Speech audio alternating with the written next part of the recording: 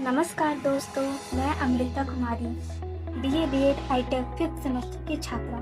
तो दोस्तों, आज की इस वीडियो में हम प्रधानमंत्री और उनके मंत्रिपरिषद के बारे में जानेंगे। तो चलिए आज हम प्रधानमंत्री और उनके मंत्रिपरिषद के बारे में जानते हैं।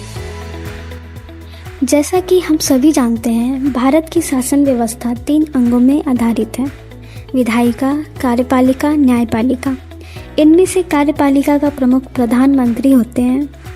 प्रधानमंत्री देश की कार्यपालिका का वास्तविक प्रमुख होते हैं, मतलब देश की सरकार का असली संचार वही करते हैं।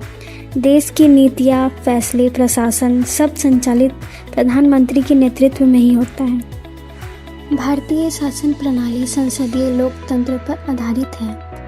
इस प्रणाली में कार्यपालिका का वास्तविक प्रमुख प्रधानमंत्री होता है, जो देश की शासन व्यवस्था का संचालन करता है। संविधान के अनुसार राष्ट्रपति राज्य का संवैधानिक प्रमुख होता है, परंतु वास्तविक शक्तियाँ प्रधानमंत्री और उनकी मंत्रिपरिषद के पास निहित होता है। इसी कारण प्रधानमंत्री को कैबिनेट सरकार की धुरी कहा जाता है।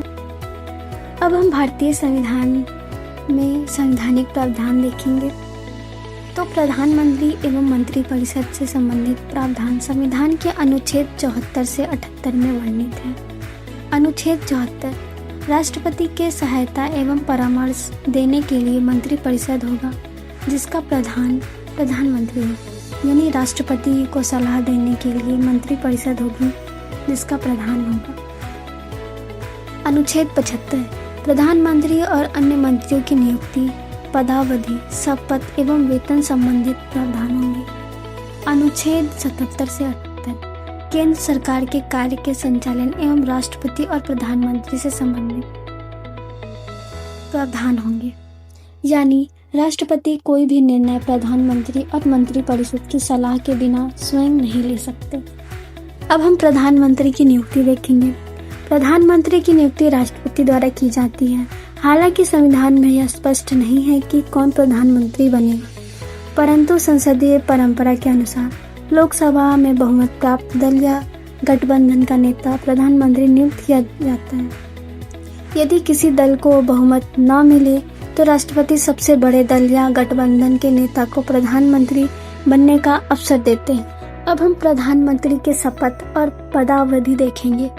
तो प्रधानमंत्री शपथ राष्ट्रपति के समक्ष लेते हैं। शपथ में वह यह वचन देते हैं कि वह भारत की संप्रभुता और अखंडता की रक्षा करेंगे, संविधान के प्रति निष्ठा रखेंगे और अपने कर्तव्यों का निष्ठापूर्वक पालन करेंगे। प्रधानमंत्री तब तक पद पर बना रहता है जब तक उसे लोकसभा का विश्वास प्राप्त है। लोकसभा में बहुमत खो देने पर उन्हें त्यागपत्र देना पड़ता है। अब हम प्रधानमंत्री के प्रमुख कार्य और शक्तियों को देखेंगे।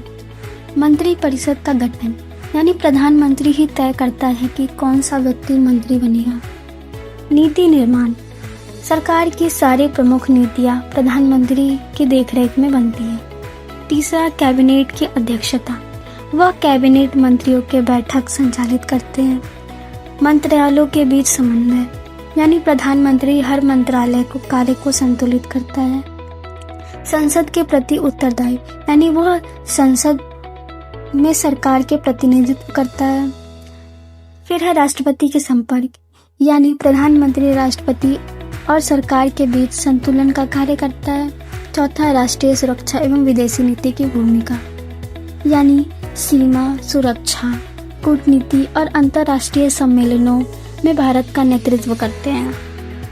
जैसा कि हमने पहले देखा, प्रधानमंत्री देश की सरकार का असली संचालक होते हैं, लेकिन प्रधानमंत्री अकेले पूरे देश को नहीं चला सकते, इसीलिए उन्हें मंत्री टीम दी जाती है।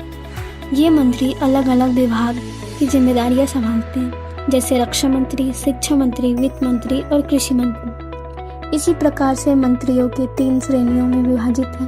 पहला कैबिनेट मंत्री, दूसरा राज्य मंत्री और तीसरा उप मंत्री।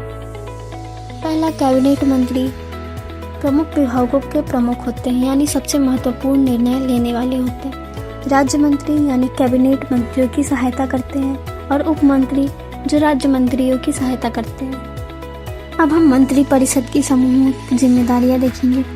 मंत्री परिषद सामूहिक रूप से लोकसभा के प्रति उत्तरदायी होते हैं। यदि लोकसभा में अविश्वास प्रस्ताव पारित हो जाए तो पूरी मंत्री परिषद को त्यागपत्र देना पड़ता है। यह सिद्धांत ब्रिटिश संसदीय परंपरा से लिया गया है और लोकतंत्र की उत्तरदायित्व प्रणाली का आधार है। अब हम प्रधानमंत्री की भूमिका राष्ट्रीय और अंतर्राष्ट्रीय स्तर पर देखेंगे। प्रधानमंत्री न केवल देश के शासन का प्रमुख है, बल्कि प्रधानमंत्री को राष्ट्रीय और वैश्विक स्तर पर भी महत्व प्राप्त है। राष्ट्र की एकता, नीति समन्वय और विदेश संबंधों का भी सूत्रधार होते हैं। वह अंतर्राष्ट्रीय मंचों पर भारत का प्रतिनिधित्व करते हैं और राष्ट्रीय नीति की दिशा तय करते हैं। यानी वह देश की एकता, आर्थिक विकास, सुरक्षा, विदेश संबंध और विज्ञान प्रौद्योगिकी की नीतियों का दिशा देते हैं। अंतर्राष्ट्रीय मंचों पर वो भारत का नेतृत्व भी करते हैं। अब हम प्रधानमंत्री के पद यानी महत्व और उपाधियां देखेंगे। प्रधानमंत्री को कई उपाधियां दी जाती है। पहला, कैबिनेट का नेता यानी कैबिनेट की मुखिया। प्रधानमंत्री राष्ट्रपति का सलाहकार यानी राष्ट्रपति का प्रमुख सलाहकार। लोकसभा में सरकार का मुख्य पात्र यानी लोकसभा में सरकार का प्रवक्ता। राष्ट्र का मार्गदर्शक एवं नीति निर्माता यानी राष्ट्र के प्रशासन का संचालक भी होते हैं। आखिरी में हम अब निष्कर्ष देखेंगे। भारतीय शासन प्रणाली में प्रधानमंत्री का पद केंद्रीय स्थान रखता है। वह देश की नीतियों, प्रशासन और अंतर्राष्ट्रीय संबंधों की दिशा तय करता है। मंत्री परिषद उनके नेतृत्व में एक संगठित इकाई के रूप में कार्य करती है। संसदीय लोकतंत्र की सफलता काफी हद तक प्रधानमंत्री के नेतृत्व और दूरदृष्टि पर निर्भर करती है। अंत में हम कह सकते हैं कि भारतीय शासन प्रणाली की सबसे महत्वपूर्ण पद प्रधानमंत्री का है।